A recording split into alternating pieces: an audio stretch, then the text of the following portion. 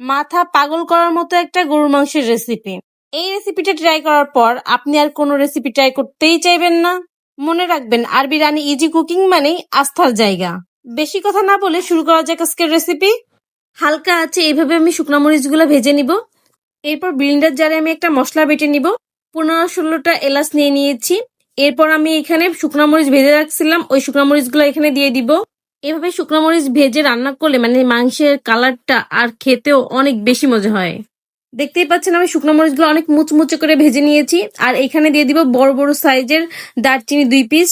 এখানে আমি 2 কেজি 500 গ্রাম গরুর মাংস নিয়ে নিয়েছি। এখন আমি এখানে দিয়ে দিব 1 চামচ গোলমরিচ, 1 চামচ কাবাব চিনি।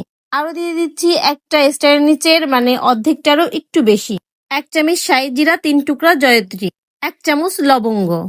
অবশ্যই লবঙ্গের এই ফুলটা রাখার চেষ্টা করবেন, তাহলে লবঙ্গে একটা সেন্ট বের হয়। এরপর একটা জয়ফল ব্যবহার করতেছি, জয়ফলটা 2 ভাগ করে নিয়েছি।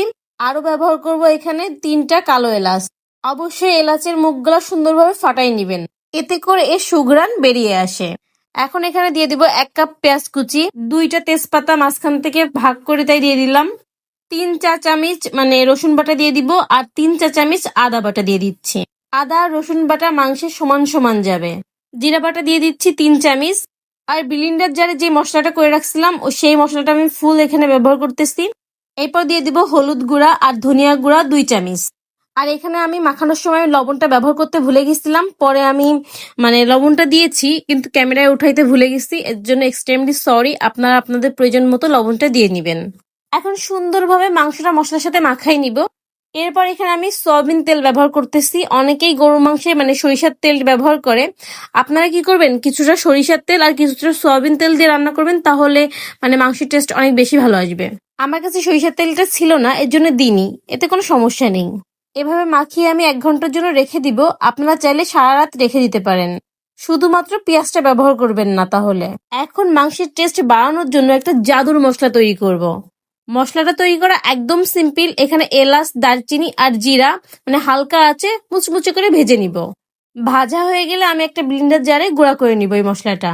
এখন 1 ঘন্টা পর আমি ফিরে আসলাম। তারপর হচ্ছে একটা কড়াইতে আমি মাংসটা নিয়ে নিচ্ছি, আর যেই পাত্রে মাংসটা মাখাইছিলাম ওইটা ধুয়ে অল্প একটু পানি দিয়ে দিচ্ছি এখানে।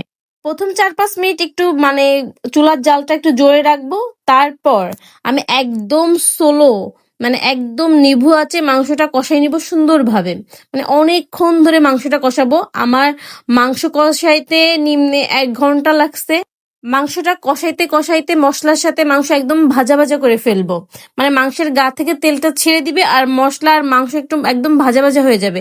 কিন্তু অবশ্যই এটা খেয়াল রাখতে হবে যেন মশলা পুড়ে না যায়, পুড়ে গেলে কিন্তু মাংসের টেস্ট একদমই ভালো আসবে না। এরপর আমি ঝোলের পানি দিয়ে দিব একটু বেশি করে। ঝোলের পানি দিয়ে মাংসের সাথে সুন্দরভাবে মিশাই নিব। এরপর মানে একটু জোরে জাল দিব, জোরে জাল দিয়ে ঢেকে দিব। যখন ঝোলের পানি কমে যাবে এই পর্যায়ে আমি 1 চামচ চিনি ব্যবহার করব। এই চিনিটা ব্যবহার করলে মাংসের স্বাদ একদম অন্যরকম হয়ে যায়। মনে রাখবেন, এই 1 চামচ চিনি মাংসকে কোনোভাবেই মিষ্টি করতে পারবে না। চিনি দেওয়ার পর 15 মিনিট আমি রান্না করে নিব এইভাবে। সব শেষে আমি সেই জাদুর মশলাটা এখানে ব্যবহার করব, এই জাদুর মশলা আমি ভেজে রাখছিলাম। এরপর চুলার জালটা একদম বন্ধ করে দিব আর মাংসটা ঢেকে রাখবো। কোনোভাবেই 15 মিনিট ঢাকনাটা খুলবো না। 15 মিনিট পর আমার মাংস একদম রেডি। দেখেন কতটা সুন্দর কালার আসছে। কি দেখে খেতে মন চাচ্ছে তো? হুম।